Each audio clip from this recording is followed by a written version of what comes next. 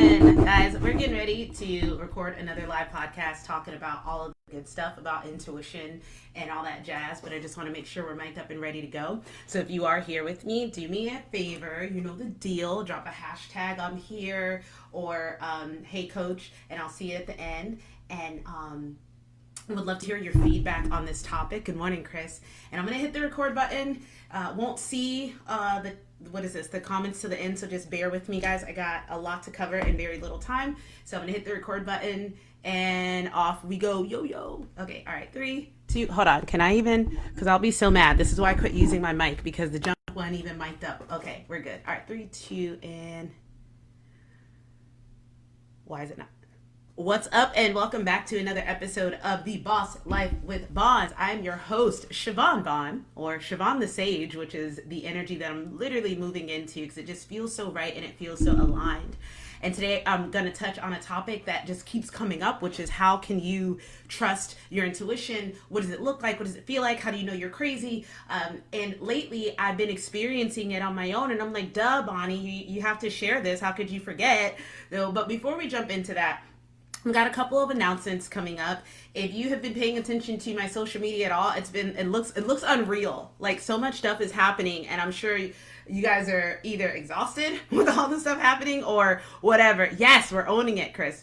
But there's a lot happening, and I just want to share it with you guys before we get into the episode, because I love y'all's support. I wouldn't be here if I didn't have the support of the community, and that's been my number one focus and goal, is building community. So one of the best parts about what I get to do, whether you see me as a fitness coach or a life coach, Bonnie, whatever aspect of me serving, the best part that I get to do in this role of leadership is being a part of someone's transformation story. Like, when I can sit back and watch how this woman came to me with PCOS and was so convinced that she couldn't lose weight and that she could never feel good in her body and that she'd never work out in the gym, and she goes from doing workouts in her living room to being a badass at the gym, like, that just lights me up inside. Like, and just to see them, go on and do those things. When I can see a woman who, one of my clients, we were working together for health and fitness, and I remember the anxiety for her to go grocery shopping on her own was so intense.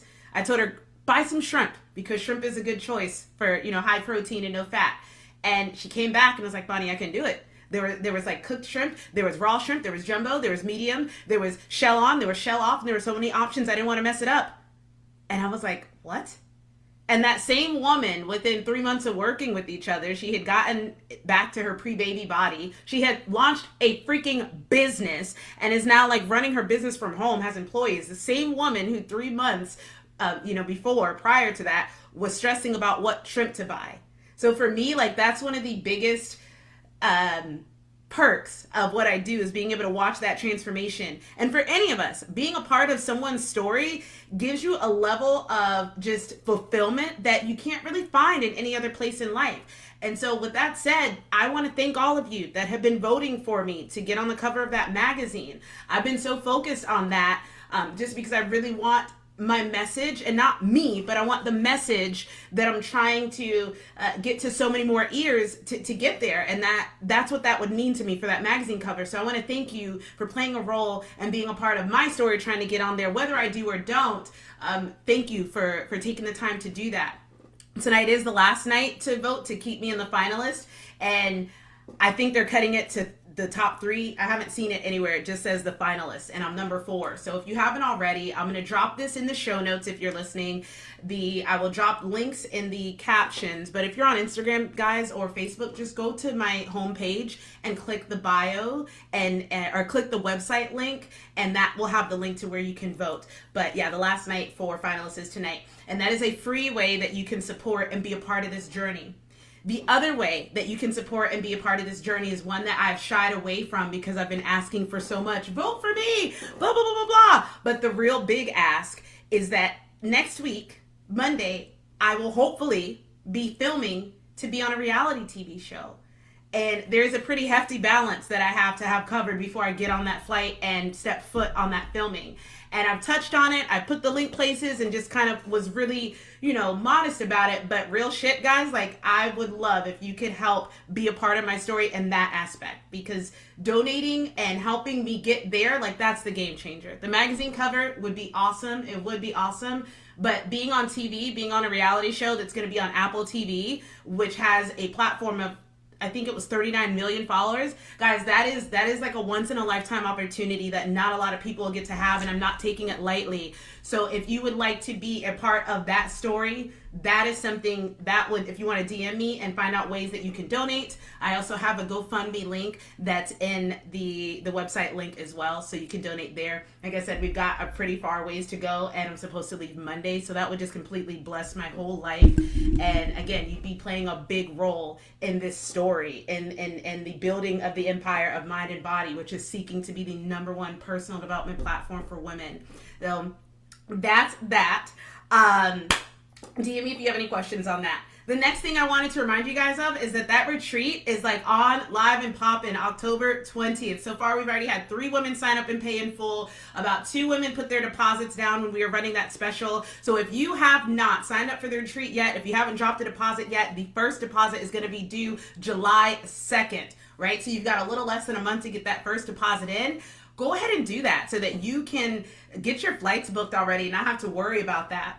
If you're wondering what's included in the retreat, well, first of all, we're going to be having morning guided meditation sessions with all of the crew outside on the beautiful property. We've got waterfalls at the bottom of our property, guys. Get out of here. We're covering the meals that are covered all day Saturday, all day Sunday, and dinner on Friday, because I know you guys will be arriving in waves on Friday. Prefer earlier the better, but whatever. Checkout will be Monday a.m., but you're welcome. If you need to get back home and you need to leave Sunday night, we understand. There'll be workshops throughout the day, Reiki sessions, feminine embodiment sessions led by yours truly, somatic healing, nervous system, and breath work with Coach Des, and there'll be individual sessions with each of the coaches and our specialties, and we'll be giving more of that in the WhatsApp group chat that we have for those that are signed up for the retreat. So yeah, get signed up for that, our first ever retreat. I'm so excited. Again, if you have any questions, go ahead and shoot me a message. The details for this are also in the website link that is on my profile. Last but not least, if you're local, I started taking in-person clients again, because during that whole COVID coach, everybody has to be a millionaire in 3 months. And the spaces I was in, we were getting shamed if we went back to in-person trainings. It's like, oh, it was basically, oh, you must be broke if you're training people in person. And it's like, well, some of us became personal trainers because we actually like fitness and we actually like coaching people. Imagine. So, and then also I work at home, so I don't get a lot of human interaction, guys. So I don't have a lot of free space, but I am taking on consultations right now to see if we'd be a good fit. So if you are local and you are looking for a holistic trainer that's not just going to give you workouts and a meal plan and send you on your happy way, shoot me a DM about that and we can discuss that. I said last but not least, we do have some exciting news coming from Mind and Body Fitness as a whole. We're going to be looking for beta testers because we're doing market research, because we're trying to build our own app. And this app is going to be, right now we're currently on Trainerize, which is awesome. It does a lot of awesome things, but we're trying to create our own home. And so we will be on the lookout. We're going to be looking for beta testers for a different product and a different way that we can serve clients that isn't one-on-one, that's more of a widespread something for people. So be on the lookout for that. And with that said, I went over my 5 minutes that I gave myself to talk about all that jazz. Forgive me. Thank you for still being here. Now let's dive into the podcast. Intuition. How do you know? How can you trust your intuition? How can you know what it's telling you? All that.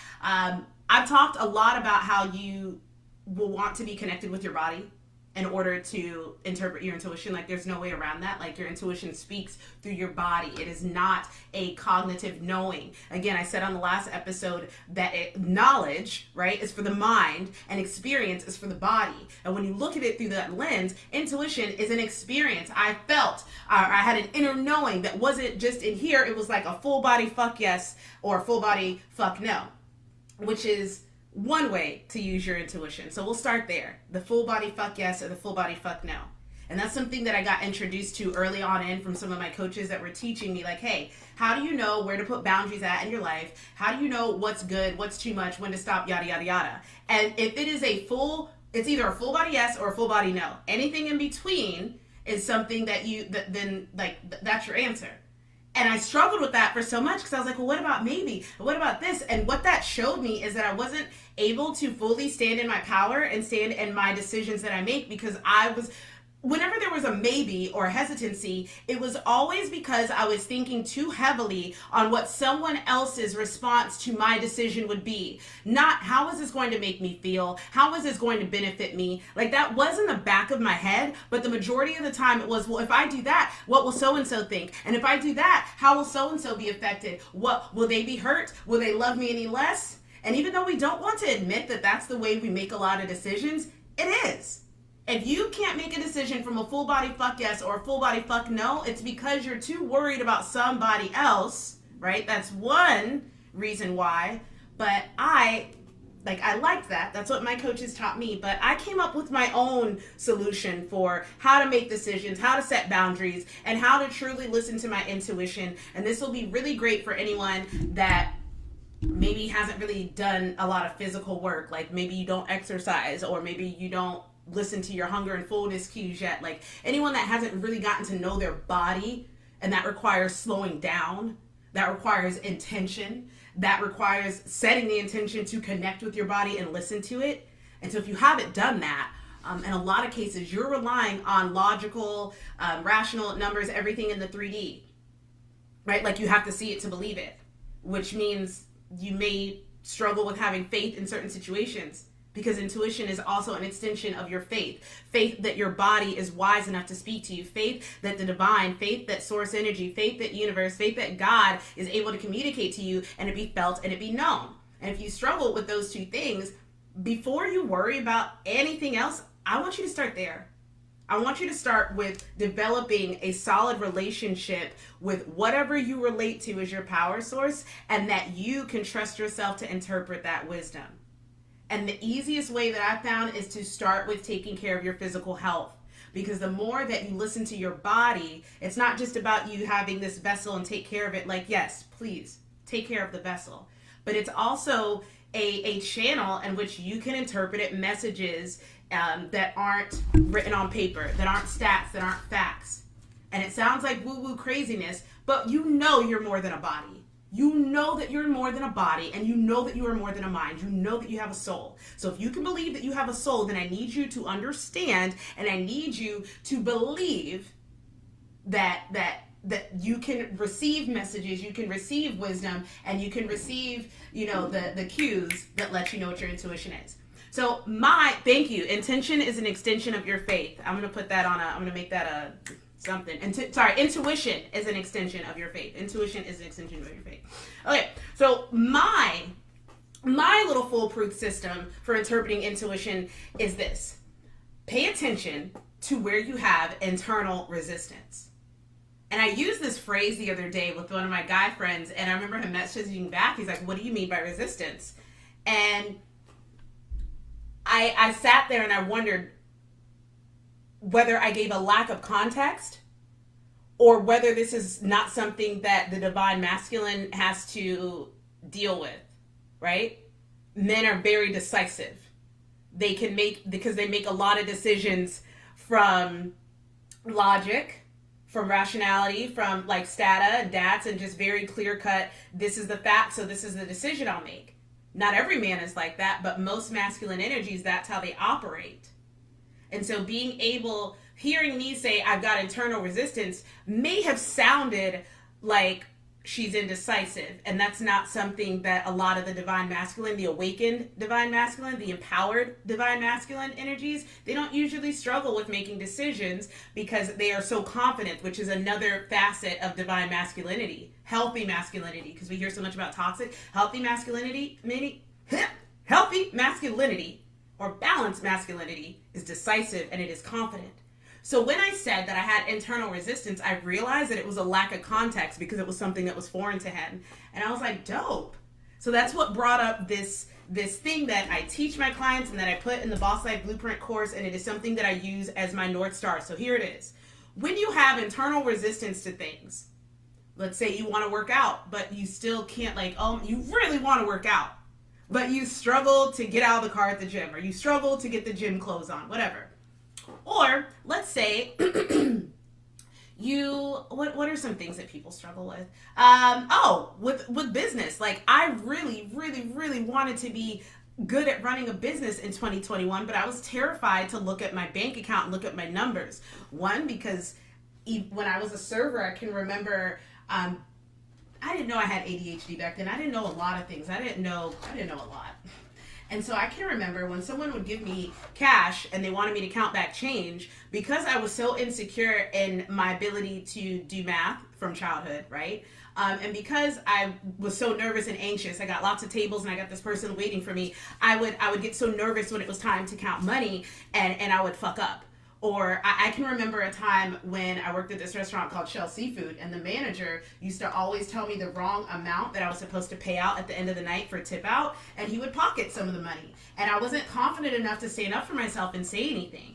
And so when it came time to run my own business, the fear, the internal resistance of checking my statements, that's where it came from, right?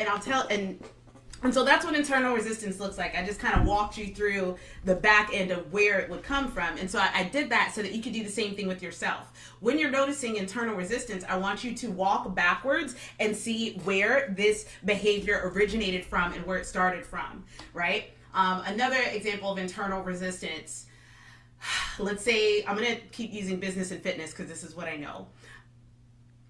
A lot of entrepreneurs who want to use social media to grow their business know that they should go live, because you guys connect with me more when I'm live. You see my expressions, you hear my voice, you hear my heart, you hear my passion, and that's what differentiates me from everybody else. I don't have to be the smartest. I don't have to have the fanciest website. I don't have to have all of those things. What brings my tribe to me, what connects me with you guys, is this interaction here.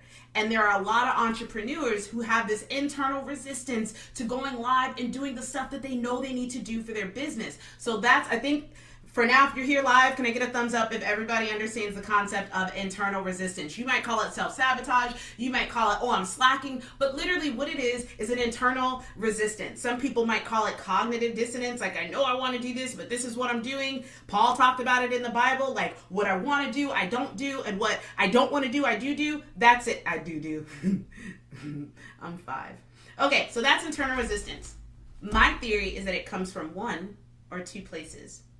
Number one, internal resistance can come from the lower versions of yourself. And I'm going to talk about 2 different lower versions of yourself. One of them is your shadow. And I talk a lot about the shadow. I did a little mini workshop on it. And if you are just tuning in, or if you still aren't crystal clear on what the shadow is, I took some notes and I'll read it to you. Hopefully they make sense because it was talk to text.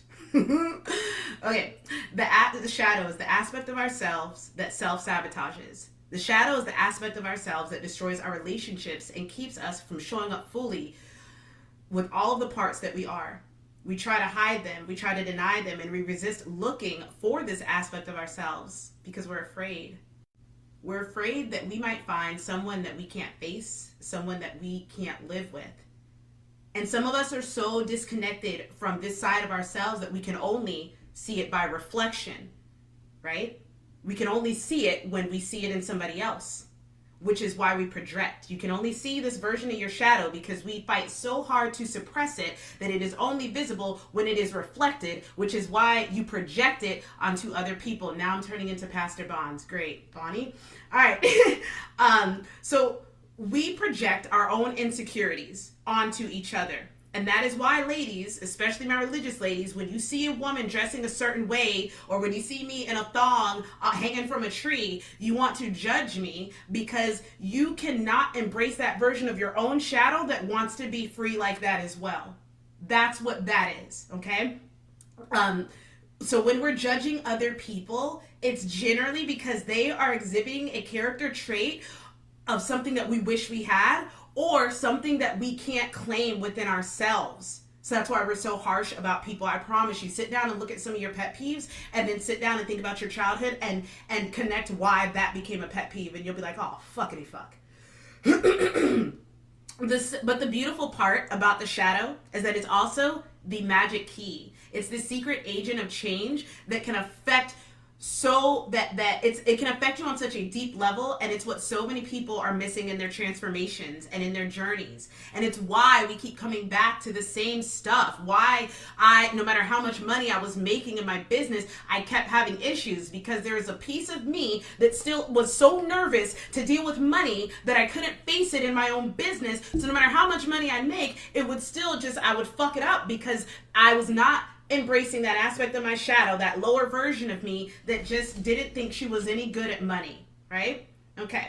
And I covered that. I'm really not reading this verbatim, like I said. So the only way that we can stop holding ourselves back is to not only address your shadow, like, okay, yes, this is a problem. Okay, I see it now. Oh, wow, dang, I really haven't looked at that side of myself. You have to address it, but you can't stop there. You can't. Awareness is a beautiful tool, but it's not the end goal. For some of us, we may sit in an area of awareness for months. When I started doing shadow work, it got so heavy I had to stop, and God sent someone into my life that became like a mentor, a friend, like a lifelong friend, and they started doing it for me, almost like not against my will, but like they saw the work I was doing, and they would purposely poke the bear. They would purposely poke aspects of my shadow out and illuminate them, right? Like shining the light on it. And it hurt so much, and I'd get so mad at them, and I would push them away, and then I'd have to process it and come back and be like, thank you for pointing that out. I hate you, but thank you.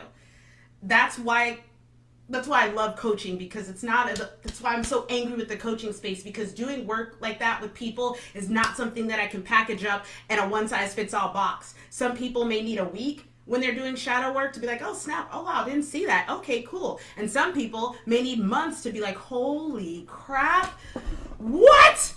So that's your shadow. My favorite analogy of your shadow is the castle. So if you've been listening for a while, you know the castle analogy. Castle analogy is that when you're a kid and you grow up, or when you're a kid, your personality is like a huge castle. And I think I said this on a recent episode, and in one room here is the playful version of you, and then in one room here is the messy version of you that doesn't put their toys away, and in one room here is the impatient version of you that wants everything and they want it now, and then there's one version of you here that is super talkative and never doesn't stop, and then there's one version of you, of your personality, that likes anime, and then there's one version of you that likes country music, and all these things, right?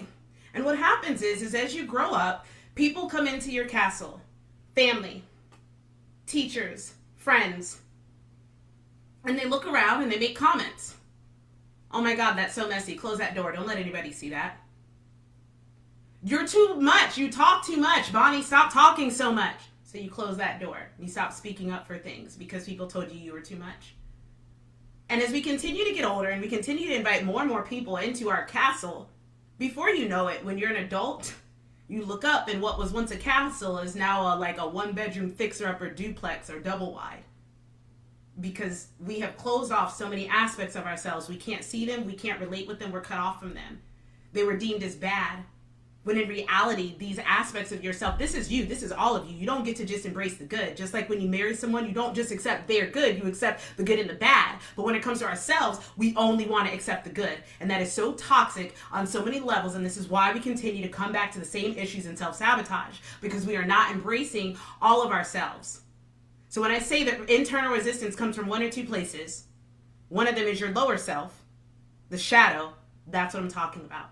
When I have internal resistance to things, it's pieces of me that I have neglected. I never went back and healed my relationship with math and went and told Bonnie, you are smart. Well, I have now. But like at that point in my life, I hadn't went and reconciled that piece of me that was told, you're not good at math. Well, no, I wasn't really good at math, but I was really good at a lot of other things. But because they shut me down in that area of my life, I decided to ignore certain aspects of myself. So I think that's enough on the shadow. The other lower version of yourself, which I don't like to call it lower, but it is a lower aspect of you, is your inner child. Some people, I don't like to use them interchangeably because the shadow of your personality is kind of like, the sun and the moon. If you're into astrology, the moon or the dark side of yourself, and it gets deemed as bad. When in all honesty, there are parts of my shadow that have helped me rise up and become a badass, right? I was called selfish as a kid, and so I tried to be very selfless in my business and in my life, which led to a lot of burnout, a lot of disappointment, and a lot of pain. But when I go and reclaim that aspect of myself, oh, I'm selfish, damn right I'm selfish. Because then what happens is I start taking aggressive, massive action for myself, and I start creating the life I want to live. And me doing that is an example to other women of how they can do the same. So by me embracing my shadow, I not only improved my life, but I'm improving the life of others around me. Okay?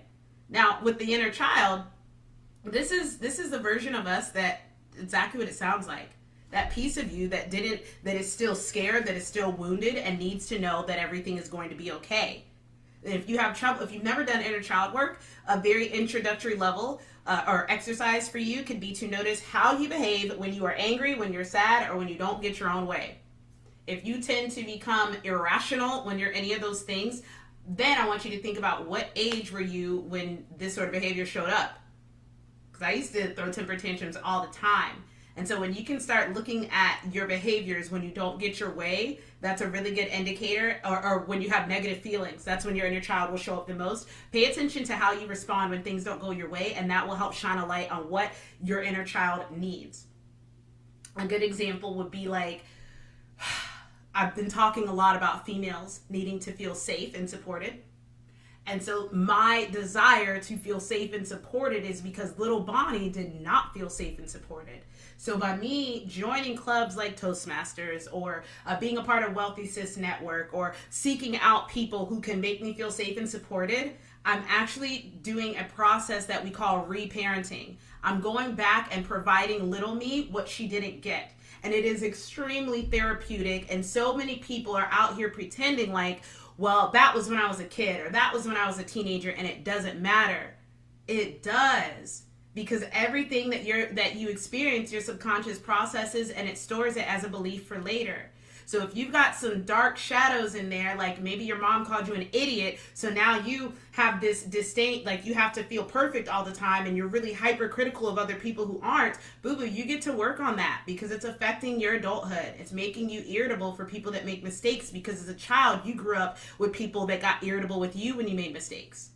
You cannot pretend that just because it happened, time does not heal. Time just passes and you forget because you collect more memories and more experiences. But those memories and those experiences get stored not only in your subconscious mind, but in your body, which is why it's so important to connect with your body, because you can pay attention to its responses to certain things, and that will help show you where this came from. Like I just did, everything I just said is me slowing down, paying attention to my body, how it tenses up. When did I start acting like this? When did I first start getting tense when men talk like this? You see what I'm saying? So your shadow and your inner child are aspects of your intuition that will help let you know, like that will shed light on why you're resisting something. So let's go back to the beginning analogies. Working out, being in your business, and showing up on social media if you have a business, right? How can those things help me? Or what does that mean? So if I'm experiencing resistance to working out, maybe there's an aspect of my shadow, right, that knows it talks shit about skinny women that work out. And so part of me feels some type of way about going in the gym because I have made them an enemy for so long, right? Maybe there's resistance because little me, I'm just using an example, maybe little me had a rough time in PE and people used to make fun of me at gym class. So going into the gym is really agitating a childhood wound. And if we don't go back and maybe through inner child meditations or through journaling or through talking it out, meditations are very powerful, right? Because your subconscious mind likes to see stuff. It communicates in images. And in our mindset makeover workshop I just did, day one was all about going back to the past and creating a new narrative in your brain and making peace with certain situations, so that, again, knowledge is for the mind, experiences for the body. So that when your subconscious sees this image while we're doing this meditation, it experiences what you needed to experience. And it's a form of healing, going back and repairing. So when you notice resistance in your life, it's not always a bad thing. It's an indicator that there is a wounded piece of you, whether it's your inner child or whether it's your shadow, that needs to be addressed, healed, and incorporated into your adult life. So I hope that that was super valuable for you, because I'm about to fly through the highest self, because that's the other version of resistance. The other way that we get internal resistance is from your highest self or your future self.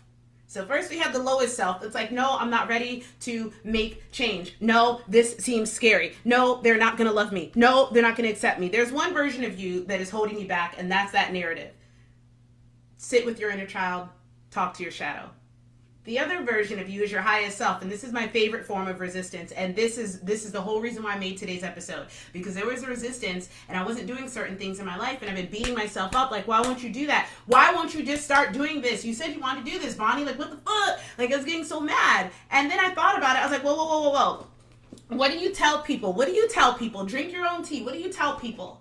You tell them if there is internal resistance, it comes from one or two places, your highest self or your lowest self. Either your lowest self letting you know, I'm not ready for this, I'm scared, help, or it's your highest self saying, why are you doing that anyways? That's not in the timeline for you.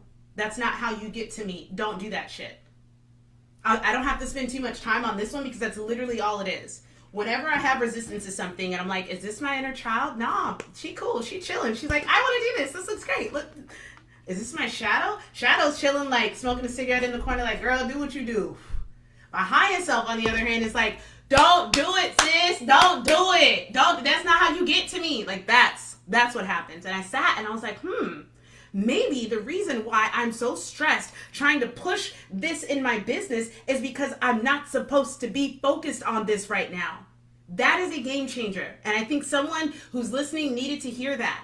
My specific example was like a few months ago, I thought that I wanted to go all in on making workout PDFs, because about a year or two ago, that was popping. A year or two ago, that I was trying to get away from being solely an online fitness coach, because it's a lot of back end work. Working with people in person is fun and it's a lot of work, but working with people from a distance requires a lot of energy. And I was trying to do so many things. So I was like, all right, how can I make this work? I'm going to start making programs on PDFs and selling those, and we'll see. Didn't do any market research on it. Wasn't sure if people would go for it. And I know that people need more than a PDF, unless they're like, already working out. I'll buy PDFs and follow them, but the women that I want to work with probably wouldn't. But I kept taking all these little mini courses and buying all this stuff so that I could put together my PDFs and make my own workouts. And I just kept having so much resistance towards it and beating myself up. It kept moving from the to-do list for weeks. It kept moving to, okay, well, not today, Tuesday. Okay, well, not today, Wednesday. And finally, I was like, dang, why can't I do this? And I was like, highest self, why can't I do this? And she's like, yeah, no, who told you to do that? Who told you to do that? And I'm like, I don't know. It seemed like a good idea. And she's like, yeah, it's not. It's going to waste your time. You're going to put all this time and effort into it, and it's not what the market needs. It's not what your women want. So don't do that shit. And I was like, oh. And suddenly, like, this huge weight was lifted off my shoulders, and now I had energy to focus on what was going to really move the needle forward in the business. So when you are experiencing internal resistance, I want you to stop and ask yourself, where is it coming from? Is this coming from a lower version of me? Or is this coming from my highest self that's saying, no, you're not even supposed to be doing that. That's why you don't want to do it. Those are my two keys for interpreting your intuition. And I hope that you got some value from these, because that is something that's my thing. Like, that is what I have learned from my life experiences, and I use it, and it is my North Star, it is my compass, and it never fails. And I hope that you can possibly implement that so that you can get levels of transformation and breakthrough that you haven't so far. So guys, I hope you enjoyed today. If you are listening, or if you got value from this, you know the deal.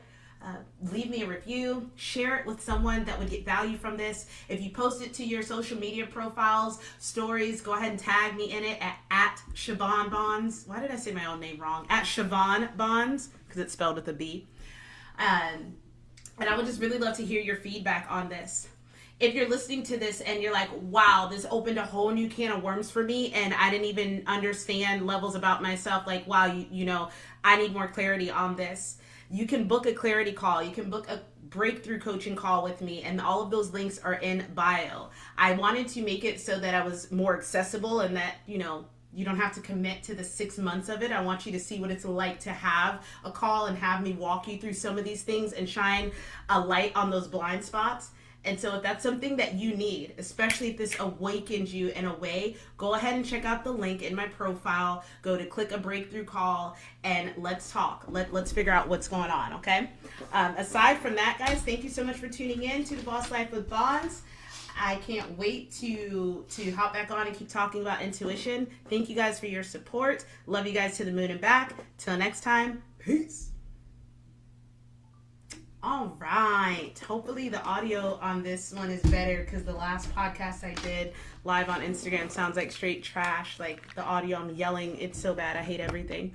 But all right, guys. I'm not sure which one of you is still online listening or with me live, but I appreciate you sitting through this. I'm gonna go now. Have the best day of your entire life. And again, if you would like to contribute to any of those things that I mentioned in the beginning, or you want more details on how you can support, just shoot me a message and we can go over that. Love you guys. Bye.